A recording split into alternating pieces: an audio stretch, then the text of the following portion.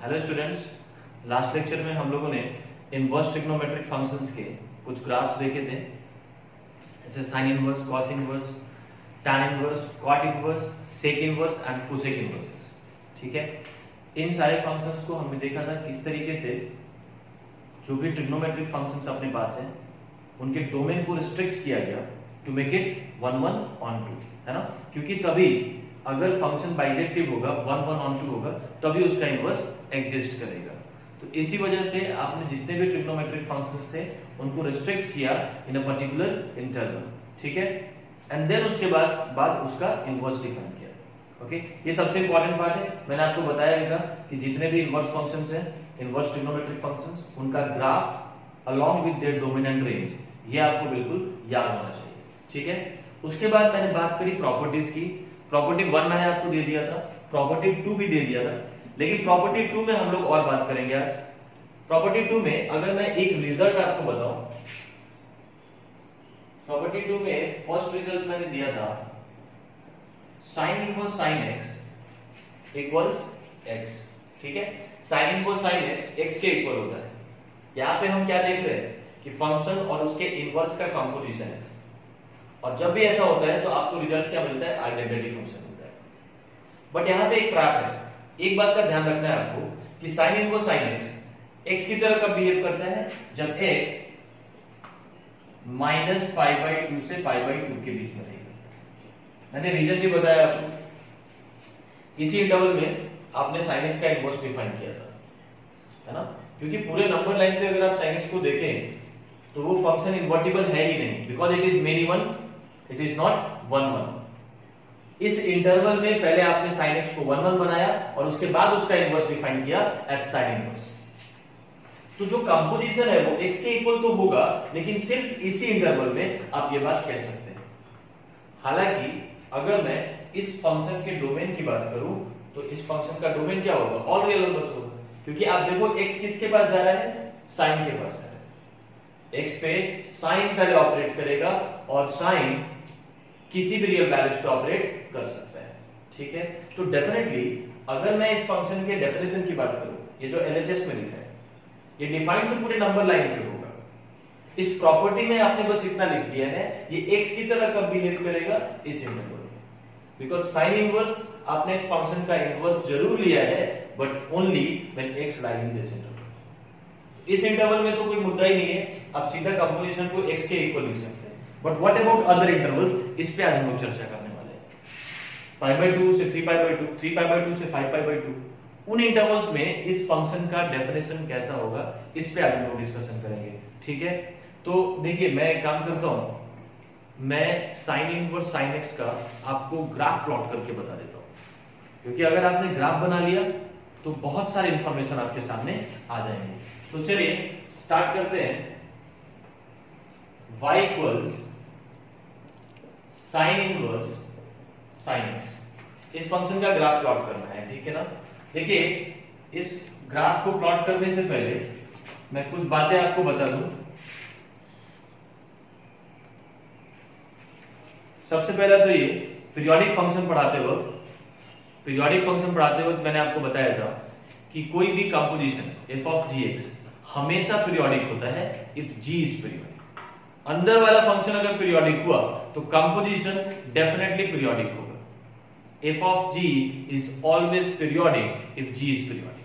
ठीक है, तो यहां पे आप ध्यान देंगे ये जो फंक्शन है sin inverse sin x, again it is composition of two functions, जहां अंदर का फंक्शन कौन सा है? sin x है, और sin x एक पीरियोडिक फंक्शन है।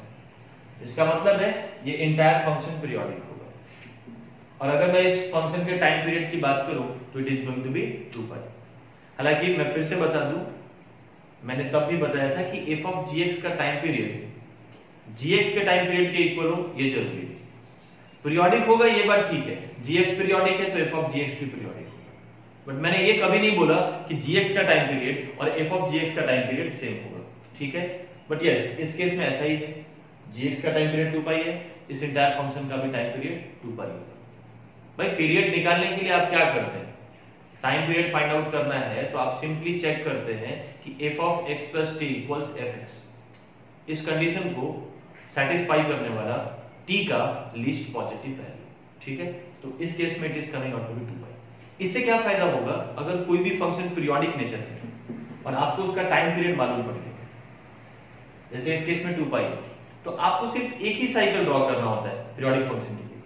यानी अगर आपने लेट्स सपोज 0 से 2 पाई के बीच में इस फंक्शन का ग्राफ बना लिया, तो आगे फिर आपको सोचने की जरूरत नहीं, उसी को रिपीट करते जाना, सेम पैटर्न को बार बार रिपीट करते जाना। Getting my point? तो यहां पे यही चीज हम लोग यूज करेंगे। दूसरी बात, मैं एक चीज और बता दूं आपको, इसको इनफैक्ट आप लोग नोट करके लिख लेंगे। ये एक्चुअली कंपोजिशन के प्रॉपर्टी में ही आ जाना चाहिए था, बट फाइन हम लोग यहां पर भी लिख सकते हैं। कंपोजिट फंक्शन की अगर मैं बात करूं f of gx, ठीक है, तो if fx and gx both are increasing or decreasing, fx and gx if both are increasing or decreasing, then f of gx or g of fx always increases। क्या बोल दिया मैंने? अगर दो function का कंपोजिशन है और मान लीजिए कि दोनों ही फंक्शन इंक्रीजिंग नेचर के हैं या दोनों ही फंक्शन डिक्रीजिंग नेचर के, दोनों का नेचर सेम होना चाहिए, या तो दोनों इंक्रीजिंग हो या तो दोनों डिक्रीजिंग हो। तो कंपोजिशन 100% इंक्रीजिंग नेचर का होगा, ठीक है। पहली बात तो ये समझ लीजिए आप, दोनों इंक्रीजिंग है तो भी इंक्रीजिंग होगा और दोनों डिक्रीजिंग है तो भी इंक्रीजिंग ही होगा जब आप कंपोजिशन लेंगे, ठीक है। अब मैं आपको बता दूं, अगर एक फंक्शन इंक्रीजिंग नेचर का है, एफ या जी में से कोई भी है, और दूसरा डिक्रीजिंग नेचर का है, मतलब दोनों फंक्शंस के नेचर ऑफ मोनोटोनिसिटी डिफरेंट है, ठीक है। ऐसे केसेस में जब कंपोजिशन होगा तो f ऑफ gx या g ऑफ fx, आप किसी भी तरीके से कंपोजिशन कर सकते हैं, उसका नेचर क्या होगा, हमेशा डिक्रीजिंग होगा। मैं सिंपल ऐसे याद रखता हूं, सेम नेचर का है, इंक्रीजिंग डिक्रीजिंग जो भी हो, लेकिन सेम नेचर है तो कंपोजिशन इंक्रीजिंग नेचर का होगा। अपोजिट नेचर का है, एक इंक्रीजिंग एक डिक्रीजिंग, कौन सा इंक्रीजिंग है कौन सा डिक्रीजिंग है इस बात से फर्क नहीं पड़ता है, लेकिन अगर दोनों फंक्शन का नेचर ऑफ मोनोटोनिसिटी डिफरेंट है, अपोजिट है, तो उस केस में कंपोजिशन आपको क्या मिलेगा, डिक्रीजिंग नेचर का मिलेगा। तो इसको भी आप लिख सकते हैं, if fx and gx have opposite nature of monotonicity, then f of gx or g of fx decreases। देखो ये भी हम लोग कहीं ना कहीं इस फंक्शन को प्लॉट करने के लिए यूज करेंगे। देखिए मैं प्रॉपर्टी 2 में थोड़ा टाइम इन्वेस्ट करता हूं, क्योंकि मुझे पता है कि अगर ये सारी चीजें आप प्रॉपरली समझ जाते हैं, ठीक है, तो इस पूरे चैप्टर में कहीं आपको प्रॉब्लम नहीं आएगा। चलिए तो अब हम लोग इस ग्राफ को प्लॉट करने के लिए तैयार है। Sine inverse sine x is a periodic function with time period 2 पाई, ये पहली बात। तो एक ही साइकिल हमको प्लॉट करना है। दूसरी बात, अगर मैं कंपोजिशन की बात करूं, आप अपने दिमाग में एक बार साइन इनवर्स एक्स का ग्राफ लाइए। साइन इनवर्स एक्स का जो ग्राफ है वो इंक्रीजिंग नेचर का होता है। आप पेज पलट के देख लो, कल ही हमने इस पर डिस्कशन किया है लास्ट लेक्चर में। Sign inverse is an increasing function. Sine x increase भी करता है डिक्रीज भी करता है, डिपेंडिंग ऑन एक्स, है ना। एक्स किस इंटरवल में लाई करता है इस बात पर डिपेंड करेगा। साइन इंक्रीज भी हो सकता है डिक्रीज भी हो सकता है, ठीक है, क्योंकि साइन एक्स का ग्राफ आपको मालूम है। यानी कहीं ना कहीं मैं आपको बता दूं, इस कंपोजिशन का जो नेचर होगा इंक्रीजिंग या डिक्रीजिंग, ये डिपेंड करेगा साइन एक्स पे, क्योंकि इसके बारे में तो आपने बता दिया ये हमेशा इंक्रीजिंग है। तो अब जहां पे साइन एक्स इंक्रीजिंग होगा वहां पे कंपोजिशन इंक्रीजिंग हो जाएगा, क्योंकि दोनों का नेचर सेम हो गया। और जहां पे साइन एक्स डिक्रीजिंग नेचर का होगा, ये इंक्रीजिंग है ये डिक्रीजिंग हो गया, तो कंपोजिशन डिक्रीजिंग नेचर का हो जाएगा, ठीक है। तो ये एक आप दिमाग में माइंड में रख सकते हैं, ठीक है। दोनों इंक्रीजिंग है तो कंपोजिशन इंक्रीजिंग होगा, ये इंक्रीजिंग ये डिक्रीजिंग है तो कंपोजिशन डिक्रीज करेगा। तो चलिए स्टार्ट करते हैं। सबसे पहले तो साइन इनवर्स साइन एक्स को आप x की तरफ प्लॉट कर सकते हैं इस इंटरवल में -π/2 से π/2 के बीच में, ये कर दिया इस तरीके से, this is π/2 and this is -π/2। Clear है? अब देखिए, अब जब हम नेक्स्ट इंटरवल की बात करेंगे π/2 से 3π/2, π/2 से 3π/2, मैं एक बार sin x को यहां पे प्लॉट कर देता हूं, छोटा सा एक ग्राफ बना लेते हैं, ये है ना sin x। देखो यहां से -π/2 से π/2 के बीच में sin x इंक्रीजिंग नेचर है, इसलिए आप देख सकते हैं कंपोजिशन भी कैसा दिखाई दे रहा है आपको, इंक्रीजिंग नेचर का दिखाई दे रहा है। लेकिन अगर मैं नेक्स्ट इंटरवल की बात करूं π/2 से 3π/2, मैं मार्क नहीं कर रहा हूं, ग्राफ ऑलरेडी छोटा है, फिर ज्यादा मैशअप हो जाएगा, बट आप देख सकते हैं दिस इज π/2, दिस इज 3π/2, इस इंटरवल में sin x डिक्रीजिंग नेचर का है। ठीक है, तो कंपोजिशन कैसा होना चाहिए? डिक्रीजिंग होना चाहिए। और सिंपल सी बात है, आप इसी डेफिनेशन के साथ अगर आगे जाएंगे, अगर यही डेफिनेशन π/2 के आगे भी एप्लीकेबल होता, तो आप देखिए इस पॉइंट पे जो y की वैल्यू मिल रही है आपको वो π/2। अब आप सेम डेफिनेशन को इसके आगे अगर कैरी करते हैं तो कहीं ना कहीं y की वैल्यू π/2 से बड़ी हो जाएगी। और मैं बता दूं, हम जिस फंक्शन के बारे में बात कर रहे हैं उसकी वैल्यू, मतलब इसके करस्पॉन्डिंग जो y है वो कभी भी π/2 से बड़ा नहीं हो सकता। Reason, sine inverse is the final function to operate. सबसे लास्ट में कौन सा फंक्शन ऑपरेट कर रहा है? Sine inverse. साइन इनवर्स का रेंज देख लो, साइन इनवर्स का रेंज होता है -π/2 टू π/2। और मैंने आपको क्लियरली बताया था कंपोजिशन पढ़ाते हुए कि किसी भी कंपोजिट फंक्शन का डोमेन अंदर वाले फंक्शन से इंफ्लुएंस होता है। ठीक है भाई, इस जो अंदर का फंक्शन है इसके डोमेन से बाहर का तो कुछ नहीं ले सकते आप, बिकॉज सबसे पहले अंदर वाला फंक्शन ही एक्स पे ऑपरेट होता है, तो डोमेन को इफेक्ट करता है अंदर वाला फंक्शन और रेंज को इफेक्ट करता है जो सबसे बाहर वाला फंक्शन। मतलब इस फंक्शन का रेंज कभी भी साइन इनवर्स के रेंज से बाहर नहीं जा सकता। तो ये बात तो तय है कि हम इस डेफिनेशन को आगे लेके नहीं जाएंगे। दूसरी बात मुझे क्या मालूम है कि π/2 से 3π/2, ये जो अपना नेक्स्ट इंटरवल है, इस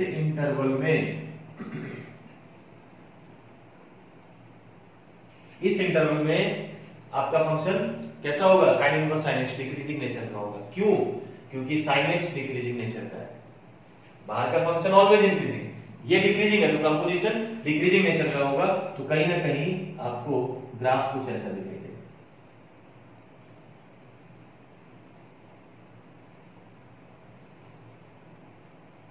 क्लियर है क्या?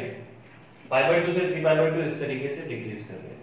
ठीक है, देखो मैं आपको और भी तरीका बताऊंगा कैसे इसको अपने दिमाग में रखना है।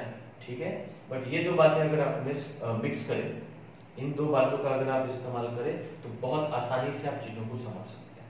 अब 3π/2 से 5π/2 नेक्स्ट इंटरवल अगर देखें, 3π/2 से 5π/2, तो अब 3π/2 से 5π/2 में अगर आप sin x को ऑब्जर्व करेंगे तो ये इंक्रीजिंग नेचर का है, तो कंपोजिशन वापस यहां से इंक्रीज करेगा। ये सेम डेफिनेशन आप आगे लेके नहीं जा सकते। वैसे अब ये करने की जरूरत नहीं है आपको। रीजन, -π/2 से 3π/2 आपने इस फंक्शन का एक साइकिल तैयार कर दिया। ये विड्थ कितना होगा बताओ? 2π के इक्वल होगा। तो मैंने क्या बताया था आपको, इस फंक्शन का टाइम पीरियड 2π, यानी इस सेम साइकिल को आपको बार बार रिपीट करना है। यानी 3π/2 से 5π/2 के बीच में अगर आप ग्राफ को देखें तो ये कुछ ऐसा दिखाई देगा।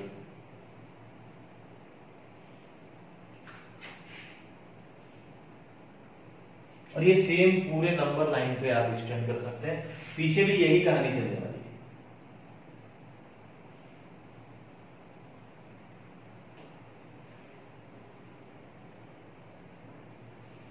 ये जिग जैग फॉर्म में ये ग्राफ आपको दिखाई देगा। ठीक है ना?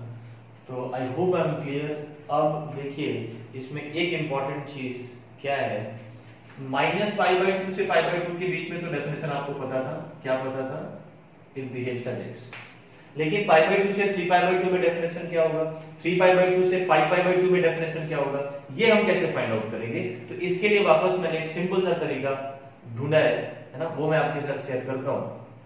देखिए एक चीज मैं बोल सकता हूं कि सर किसी भी इंटरवल में ये जो फंक्शन है कहीं ना कहीं एक लाइन को रिप्रेजेंट कर रहा है, not the same line, her bar line different है।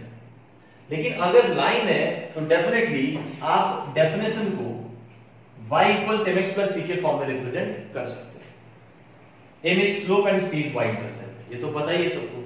अब एक चीज का ध्यान रखना, इस ग्राफ में जितने भी लाइन्स आपको दिख रहे हैं उनका स्लोप या तो 1 या तो -1, ये बात ध्यान रखना है। दूसरा, अगर मैं y इंटरसेप्ट की बात करूं यानी c की बात करूं, वो आप बहुत आसानी से निकाल सकते हैं। क्योंकि देखिए एक स्टेटमेंट मैं आपको देता हूं, अगर किसी भी लाइन का स्लोप 1 या -1 हो, किसी भी लाइन का स्लोप अगर 1 या -1 हो तो x intercept and y intercept lengthwise same होते हैं, मैग्नीट्यूड वाइज सेम होते हैं। x intercept and y intercept both are equal in terms of magnitude. कब? जब स्लोप 1 हो या -1। तो अब इसका क्या फायदा होगा? देखिए हर लाइन के केस में ये जो x इंटरसेप्ट है, आई होप x इंटरसेप्ट और y इंटरसेप्ट का मतलब आप समझते हैं। हर लाइन का x इंटरसेप्ट आपको प्रॉपर्ली पता है। जैसे इस केस में अगर मैं देखूं तो x इंटरसेप्ट इज पाई, इस केस में देखूं इस लाइन के लिए तो x इंटरसेप्ट इज 2 पाई, इस लाइन के लिए अगर देखूं तो x इंटरसेप्ट इज -पाई, π/2 और 3π/2 के बीच का पॉइंट कौन सा होगा? पाई होगा। 3π/2 और 5π/2 के बीच का पॉइंट कौन सा होगा? 2 पाई होगा। तो अब देखिए मैं अगर इस डेफिनेशन की बात करूं π/2 से 3π/2, मुझे दो ही बातें देखनी है। स्लोप क्या होगा? सिंपल सी बात है, अगर लाइन पॉजिटिव एक्स के साथ ऑब्ट्यूस एंगल बना रहा है तो स्लोप नेगेटिव होगा, यानी इस लाइन का स्लोप क्या हो जाने वाला है? -1। y इंटरसेप्ट की अगर बात करूं, स्लोप तो मालूम पड़ गया -1। y इंटरसेप्ट की अगर बात करूं तो सबसे पहले मुझे x इंटरसेप्ट देखना है। x इंटरसेप्ट इज पाई, तो y इंटरसेप्ट भी पाई होगा इन terms of length, plus pi या माइनस पाई। आप इस लाइन को एक्सटेंड करके देखो whether it is intersecting positive y axis or negative y axis. If the line intersects positive y axis, then intercept must be positive. इस case में clearly दिख रहा है कि सर ये लाइन तो जाकर के पॉजिटिव y को इंटरसेक्ट करेगा, यानी इक्वेशन ये जो लाइन है ये कैसा हो जाएगा? -x, स्लोप नेगेटिव था, ऑब्ट्यूस एंगल बना रहे हैं पॉजिटिव x के साथ, प्लस पाई। तो इस इंटरवल में डेफिनेशन आपको मिल चुका है। अब आप खुद से सोचना इस इंटरवल में डेफिनेशन क्या होगा। मैं बोलता हूं, देखो इतना टाइम टेकिंग नहीं है ये, चूंकि मैं आपको समझा रहा हूं प्रॉपर्ली, ठीक है, ताकि कहीं भी आपको किसी भी तरह का कंफ्यूजन ना रह जाए। एक बार जब आप इस चीज को समझ जाएंगे तो आप विद इन सेकेंड्स ये सारे रिजल्ट्स लिख सकते हैं। जैसे मैं इस लाइन की बात करूं, आप बताओ मुझे स्लोप क्या होगा? 1 होगा या -1 होगा? डेफिनेटली स्लोप 1 होगा, ठीक है। y इंटरसेप्ट की बात करते हैं तो x इंटरसेप्ट तो 2 पाई क्लियरली दिखाई दे रहा है ना, तो y इंटरसेप्ट भी 2 पाई ही होगा, +2 पाई या -2 पाई। आप इस लाइन को इंटरसेक्ट करो, पॉजिटिव y को कट कर रहा है कि नेगेटिव y को कट कर रहा है? नेगेटिव y को इंटरसेक्ट कर रहा है, इसका मतलब स्लोप 1 एंड y इंटरसेप्ट -2 पाई। तो ये डेफिनेशन हो जाएगा y इक्वल्स x माइनस 2 पाई। अगला इंटरवल 5π/2 to 7π/2 हम आंसरेबल है। डेफिनेशन क्या होगा, है ना, स्लोप नेगेटिव हो जाएगा, y इंटरसेप्ट पॉजिटिव हो जाएगा। तो ये सारी चीजें आप आसानी से कर सकते हैं। इसकी अगर मैं बात करूं, एक बार ट्राई करो, ये क्या हो जाएगा? नेगेटिव स्लोप, x इंटरसेप्ट क्या दिख रहा है? Length wise it is pi, numerically देखें तो -पाई है ना, अगर साइन को भी कंसीडर करें तो y इंटरसेप्ट इज -पाई, लेकिन साइन से मतलब नहीं है फिर। Pi is x intercept, y intercept भी पाई होगा, पॉजिटिव होगा या नेगेटिव होगा? सर नेगेटिव y को इंटरसेक्ट कर रहा है ये लाइन, इसका मतलब इंटरसेप्ट भी नेगेटिव होगा, यानी -पाई होगा। तो स्लोप भी नेगेटिव, y इंटरसेप्ट भी नेगेटिव, एंड दैट इज -पाई। तो ये हो जाएगा -x -पाई। तो अलग अलग इंटरवल में आपने साइन इनवर्स साइन x को डिफाइन कर लिया, और ये बहुत यूजफुल टूल है, आगे भी आपके काम आएगा। फाइनली अगर मैंने ग्राफ बना ही दिया है तो इस फंक्शन का डोमेन भी देख लीजिए, ऑल रियल नंबर्स हो जाएगा, और रेंज देख लीजिए -π/2 to π/2। क्लियर? अब नेक्स्ट हम बात करते हैं, ये बिल्कुल cos इनवर्स cos x को प्लॉट करने के लिए ये जो चीजें हैं ये हम लोग रिपीट करने वाले हैं। अच्छा, प्रॉपर्टी से क्या पता है हम लोगों को? प्रॉपर्टी से हमें ये पता है कि cos इनवर्स cos x की जो वैल्यू है वो x के इक्वल कब होगी? cos इनवर्स cos x के इक्वल कब होगा? जब x 0 से पाई के बीच में रहेगा। This is coming from property. लेकिन व्हाट अबाउट अदर इंटरवल्स? क्योंकि ये फंक्शन पूरे नंबर लाइन पे डिफाइंड होगा once again, because cos x इसका डोमेन क्या होता है? ऑड रियल नंबर्स होता है, और x पे सबसे पहले cos को ही ऑपरेट होता है। तो बाकी के इंटरवल्स में इसका डेफिनेशन क्या होगा वो हम देखेंगे, जैसा यहां पे किया। तो मैं आपको बता दूं, ये फंक्शन अगेन पीरियोडिक होगा विद टाइम पीरियड 2 एंड कहीं ना कहीं इस फंक्शन का जो मोनोटोनिसिटी है, इंक्रीजिंग या डिक्रीजिंग नेचर, वो कॉस पे डिपेंड करेगा। क्योंकि भैया कॉस इनवर्स हमेशा डिक्रीजिंग नेचर का होता है। आप ग्राफ देख लीजिए, कॉस इनवर्स एक्स का जो मैंने आपको ग्राफ दिया है वो ऑलवेज डिक्रीजिंग नेचर का होता है। ऐसा कुछ बनाया था, ग्राफ आपके सामने है, आप देख सकते हैं, लास्ट लेक्चर में मैंने आपको बताया था। ठीक है, तो अगर ये डिक्रीजिंग है तो cos x ही तो डिसाइड करने वाला है ना कि कंपोजिशन कैसा होगा। अगर ये भी डिक्रीजिंग निकला किसी इंटरवल में तो क्या हो जाने वाला है? कंपोजिशन इंक्रीजिंग हो जाएगा, बिकॉज दोनों डिक्रीजिंग हो रहे हैं।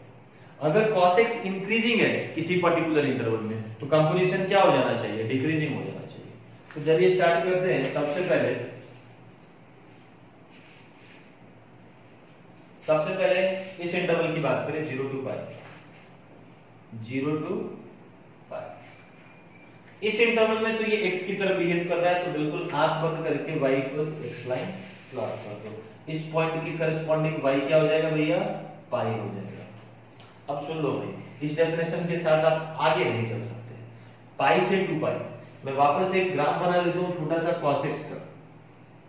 ये है ना भाई cos x, ये 0, ये पाई, अब ये 2 पाई। 0 से पाई डिक्रीजिंग नेचर का, बाहर का फंक्शन भी डिक्रीजिंग, अंदर का फंक्शन भी डिक्रीजिंग, दोनों डिक्रीजिंग, तो कंपोजिशन इंक्रीजिंग आपको दिखाई दे रहा है। बहुत अच्छी बात है। पाई से 2 पाई के केस में क्या सिनेरियो है? पाई से 2 पाई cos क्लियरली इंक्रीज करता हुआ दिखाई दे रहा है, तो कंपोजिशन हमेशा डिक्रीजिंग नेचर का। बाहर का डिक्रीजिंग है, अंदर का इंक्रीजिंग है, तो कंपोजिशन क्या होना चाहिए? कंपोजिशन डिक्रीजिंग होना चाहिए, अपोजिट नेचर। ठीक है, ओके। तो पाई से 2 पाई के बीच में जो ग्राफ होगा वो डिक्रीजिंग नेचर का होगा, कुछ इस तरीके से दिखाई देगा।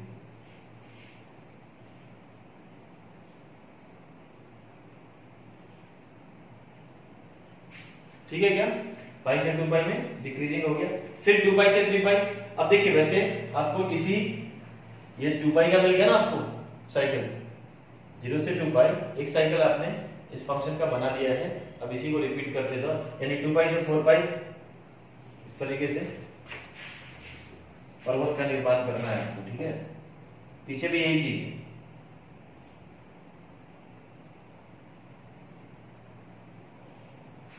आगे भी यही सिनेरियो रहेगा, 2 पाई से 4 पाई,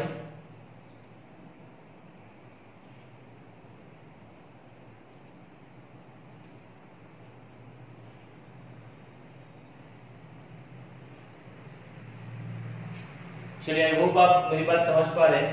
2 पाई से 3 पाई, 3 पाई से 4 पाई, ये सेम इसी को रिपीट कर देना है क्योंकि फंक्शन पीरियोडिक नेचर का है। यहाँ पे this is -2 pi and this is -pi. Clear है?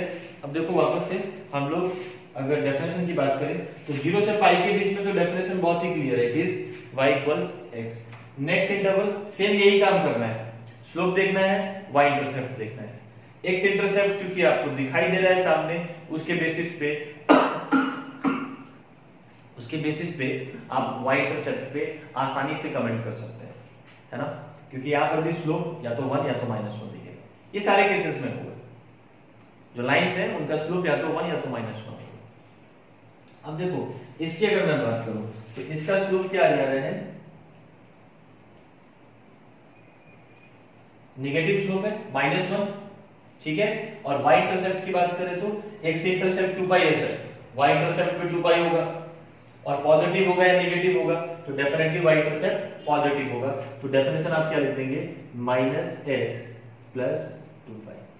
अच्छा, आप लोग के मन में ये सवाल आ रहा होगा कि सर आपको कैसे पता है कि स्लोप 1 या -1 ही होगा। देखो, कुछ बातें तो एज इंफॉर्मेशन आप याद रखिए, हालांकि लॉजिक इसके पीछे भी है, ठीक है। तो अगर कभी ऐसा लगता है कि जरूरत है इस चीज को समझना, तो मैं जरूर आपसे डिस्कस करूंगा, ठीक है, ये क्यों ऐसा हो रहा है। बट फिलहाल ये ध्यान में रखिएगा कि स्लोप हमेशा 1 या -1 ही लेना है आपको, ठीक है। तो ये हो गया -x + 2π। अगला इंटरवल अब आप खुद से आंसर कर सकते हैं, मुझे नहीं लगता है कि मुझे बॉदर करने की जरूरत है। स्लोप पॉजिटिव है तो स्लोप 1 हो जाएगा, आप लिखते जाइएगा। x इंटरसेप्ट 2π है तो y इंटरसेप्ट भी 2π होगा, बट नेगेटिव होगा। So this definition is x - 2π, y = x - 2π। Similarly इसका भी लिख सकते हैं, slope negative, so slope is -1। x intercept की बात करें तो 4π, y इंटरसेप्ट क्या होगा, दैट इज आल्सो 4π + 4π, ठीक है, क्योंकि पॉजिटिव y को इंटरसेप्ट कर रहा है, एंड सो ऑन। इसकी बात करें तो इट इज y = -x।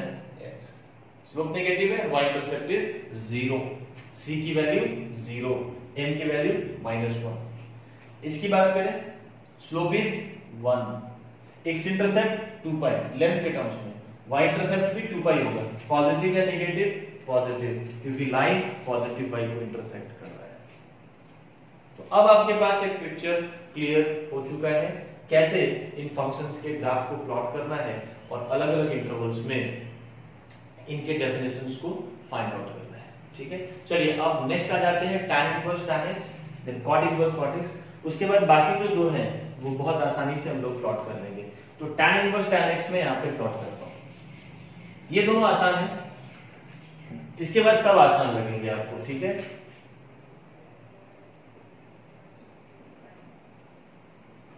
अगर tan इनवर्स tan x की बात करें,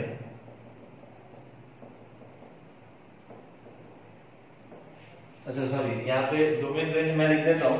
इस फंक्शन का जो डोमेन होगा वो क्या हो जाएगा, अगेन -∞ to +∞, और रेंज की अगर मैं बात करूं तो रेंज क्या हो जाएगा, 0 to π, ठीक है क्या, 0 से π। अब ध्यान दीजिए, tan इनवर्स tan x की अगर बात करें तो ये फंक्शन डेफिनेटली पीरियोडिक होगा, सबसे पहली चीज है ना, और उसका टाइम पीरियड क्या होगा, पाई होगा, क्योंकि इस बार अंदर कौन सा फंक्शन है, tan x है, उस टाइम पीरियड इज पाई। एक और बात जो प्रॉपर्टी से हम बता सकते हैं कि tan इनवर्स tan x कैसा बिहेव करेगा, x की तरह बिहेव करेगा। कब, भाई प्रॉपर्टी यही सीखा है ना हमने कि tan inverse tan x x के इक्वल होगा।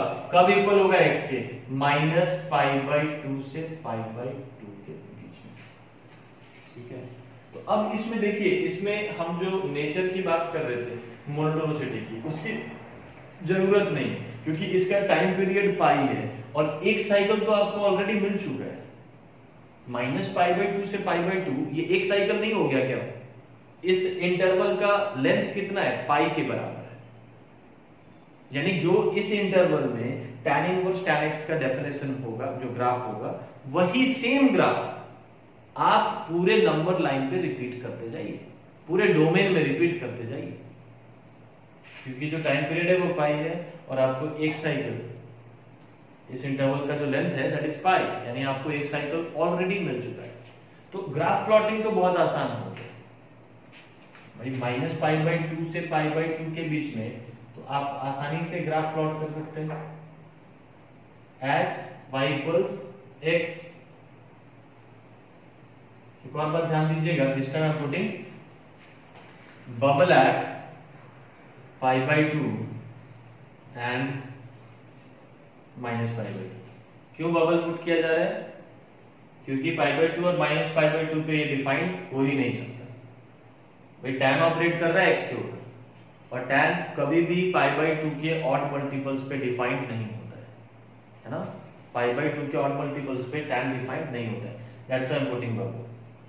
एंड एज वी नो इस फंक्शन का टाइम पीरियड पाई है, तो आप सिंपली नेक्स्ट इंटरवल में पाई से 3π/2 में इसी चीज को रिपीट कर देंगे। इस बार मोनोटोनिसिटी पे चर्चा करने की जरूरत ही नहीं है, एक साइकिल ऑलरेडी मिल चुका है, you just have to go on repeating the same pattern. Again and again throughout the domain, है ना।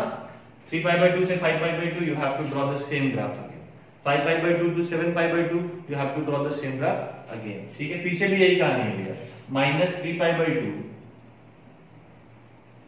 से माइनस पाई बाय 2, ठीक है। The same graph pattern is getting repeated, clear है। वैसे आप चेक कर सकते हैं नेचर, आपके पास प्रॉपर्टी है उसका इस्तेमाल तो आप कर ही सकते हैं, यहाँ पे जरूरत नहीं पड़ी। tan इनवर्स इंक्रीजिंग नेचर का फंक्शन है, आप ग्राफ पे देखिए tan x ये भी हमेशा इंक्रीजिंग होता है, तो कंपोजिशन कैसा होगा, हमेशा इंक्रीजिंग होगा, और आप देख सकते हैं ऐसा ही है, ये सुनो ग्राफ हमेशा इंक्रीज कर रहा है। डेफिनेशन की बात करें तो माइनस पाई बाय 2 से पाई by 2 y equals x, pi by 2 से 3 पाई बाय 2 स्लोप हमेशा 1 होगा, मुद्दा खत्म।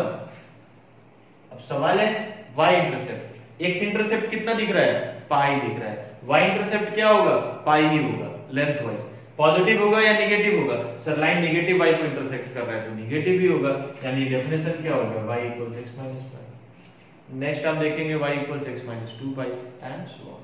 पीछे अगर देखें स्लोप क्या है, 1, ऑलवेज इंक्रीजिंग। उसके बाद हम बात करते हैं y इंटरसेप्ट की, x इंटरसेप्ट क्या है, लेंथ वाइज पाई है, ऐसे तो माइनस पाई है x इंटरसेप्ट, लेकिन लेंथ अगर देखें तो पाई है, तो y इंटरसेप्ट भी पाई होगा, पॉजिटिव होगा नेगेटिव होगा, डेफिनेटली पॉजिटिव होगा क्योंकि लाइन पॉजिटिव पाई को इंटरसेक्ट कर रहा है, तो x प्लस पाई, क्लियर है। This is tan inverse tan x। Fourth one is, अच्छा डोमेन रेंज पे चर्चा कर ले भाई, डोमेन क्या हो जाएगा इस फंक्शन का, all real numbers except odd multiple of pi by 2। Range क्या हो जाएगा भाई, minus pi by 2 to pi by 2। ये बिल्कुल अपने दिमाग में छाप लो, है ना। अगर ये प्रॉपर्टी 2 में जो मैंने आपको बताया, ये जो ग्राफ हम डील कर रहे हैं, इस पे अगर आपका कमांड है तो ये चैप्टर में आप बहुत कंफर्टेबली काम कर सकते हैं, ठीक है। रेंज क्या हो जाएगा, minus pi by 2 to pi by 2, है ना। यहाँ पर भी देखिए ये चीज ऑब्जर्व कर सकते हैं, tan x डोमेन को इफेक्ट कर रहा है, tan x का डोमेन भी सेम होता है, और रेंज tan इनवर्स की तरह है, tan इनवर्स का रेंज सेम होता है ना, क्योंकि फाइनल फंक्शन tan इनवर्स है, तो जैसा मैंने आपको बताया जो वैल्यू होगी इसके रेंज के बाहर हो ही नहीं सकती, ठीक है। एनीवेज नेक्स्ट हम बात करते हैं cot इनवर्स cot x। ये x की तरह कब बिहेव करेगा, cot inverse cot x behaves as x when x belongs to 0 to pi, 0 से पाई के बीच में cot inverse cot x behaves as x, पहली चीज। अब वापस देखिए cot इनवर्स cot x का जो टाइम पीरियड होगा वो क्या होगा, पाई के इक्वल होगा। cot x का टाइम पीरियड पाई होता है तो इसका पोजीशन का टाइम पीरियड पाई होगा, और आपको एक साइकिल ऑलरेडी मिल चुका है 0 से पाई में, इसका डेफिनेशन ऑलरेडी पता है, यानी अब क्या करना है आपको, इसी ग्राफ के पैटर्न को रिपीट करते जाना है। टाइम पीरियड पाई है, एक साइकिल में आपको डेफिनेशन मिल चुका है, उसका ग्राफ मिल चुका है, तो अब प्लॉटिंग में कोई बात बची नहीं, ठीक है। जैसा tan इनवर्स tan x के केस में था वही सेम सिचुएशन यहां भी है। तो चलिए मैं cot इनवर्स cot x को प्लॉट कर दूं।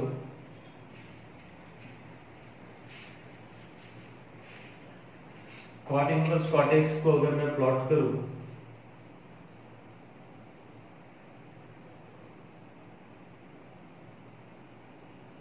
ध्यान दीजिएगा ओपन है इसलिए बबल दिया है मैंने, 0 से पाई के बीच में x की तरह बिहेव करेगा, पाई से 2 पाई के बीच में, और आगे लेके जा सकते हैं 2 पाई से 3 पाई, पाई से 2 पाई के बीच में क्या होने वाला है, सेम पैटर्न को वापस रिपीट कर दीजिए। 2 पाई से 3 पाई के बीच में क्या होने वाला है, सेम पैटर्न को वापस रिपीट कर दीजिए। पीछे भी यही कहानी, माइनस पाई से 0 के बीच में क्या होने वाला है, सेम पैटर्न को वापस रिपीट कर दीजिए। माइनस 2 पाई से माइनस पाई के बीच में क्या होने वाला है,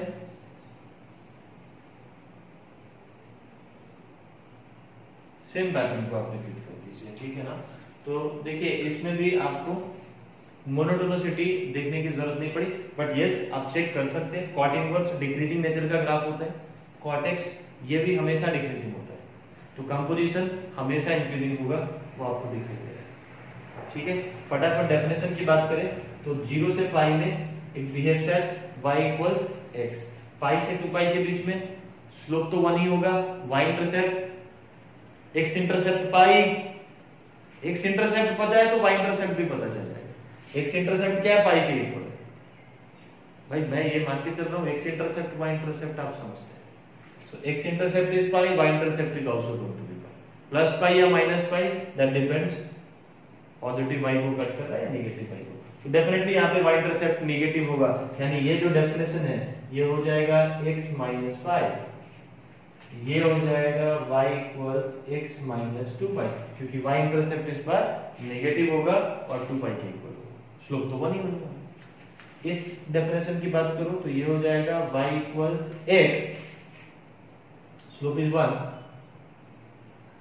and plus pi, x plus pi. समझ में आ रही है बात, क्योंकि y इंटरसेप्ट इस केस में पॉजिटिव पाई के इक्वल है।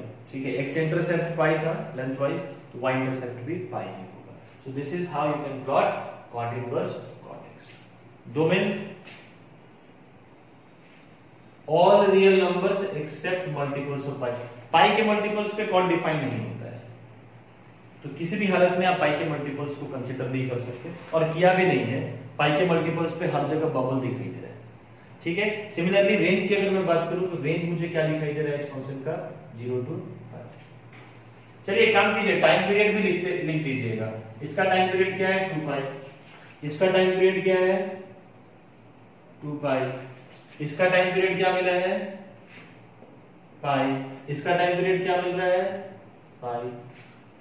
ठीक है, अब देखो ये जो 4 फंक्शंस आपने प्लॉट किए, अब 2 कौन बच गया, cosec inverse cosec x and sec inverse sec x. देखिए मैं क्या करने वाला हूं,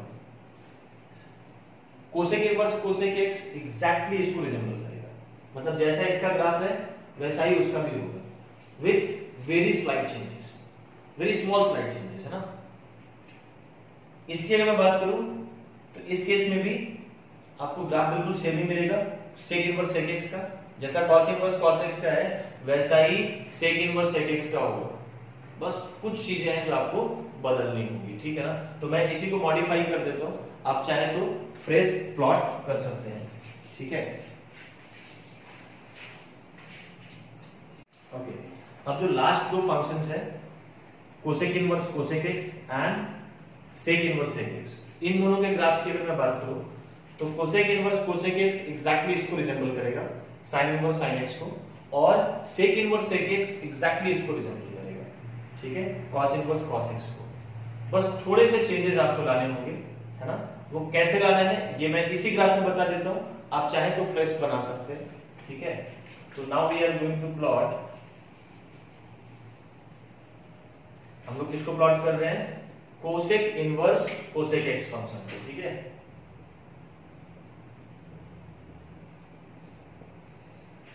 ये x की तरह कब बिहेव करता है बताओ जरा, इट बिहेव्स एज x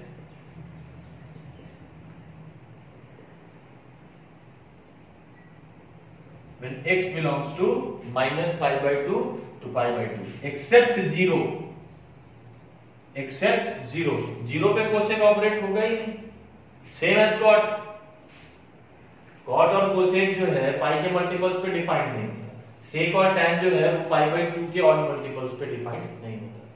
ठीक है, तो ये देखिए ये इस इंटरवल में कोसेक इनवर्स कोसेक x की तरह बिहेव कर रहा था, तो यहां पर आपको क्या करना है, सिर्फ और सिर्फ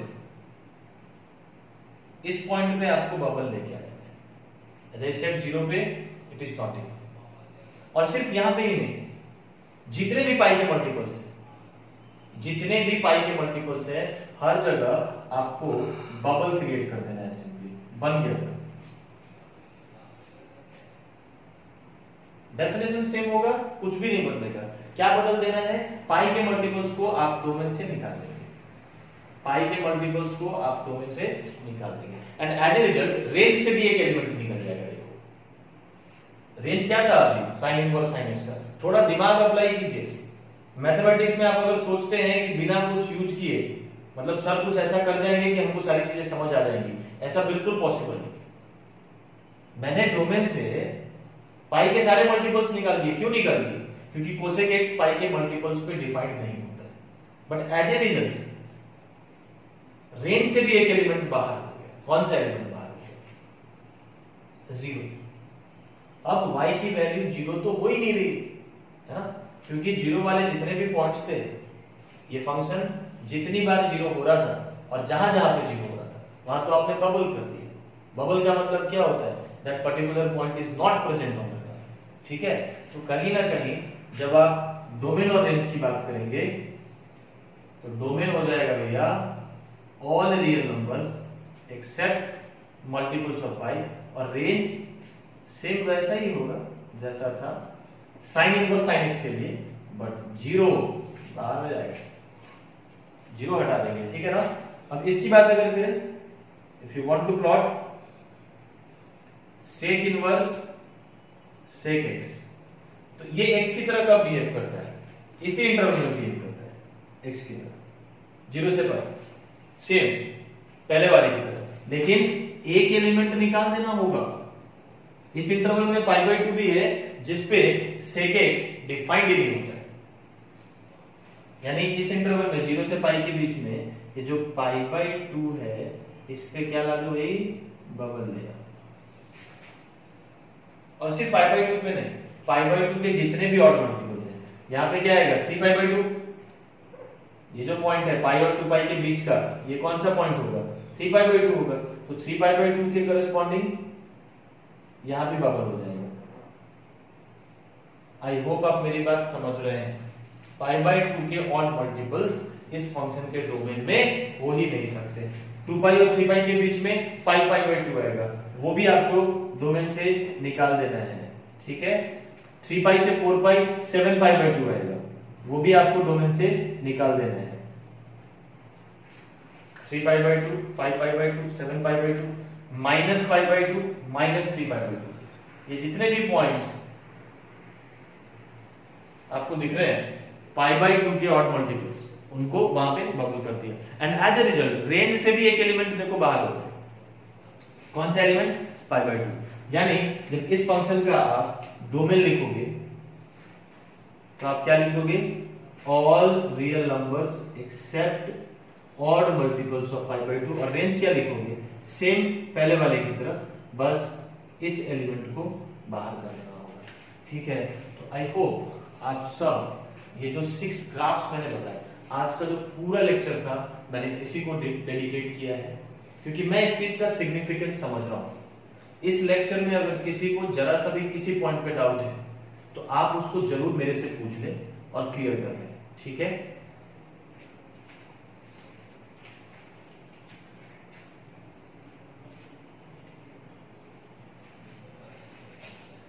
ओके। जो भी आपको डाउट होगा वो आप मेरे से पूछ लेंगे। एक और चीज, इनका जो टाइम पीरियड है ये अगर मेंशन करना है तो टाइम पीरियड क्यों चेंज करेंगे? तो सेम ही रहेगा, 2 पाई ही होगा इस केस में भी और इस केस में भी। क्लियर है क्या? तो चलिए आज का लेक्चर यहीं पे खत्म करते हैं। इसको ध्यान से पढ़ना है। ठीक है। Thank you very much.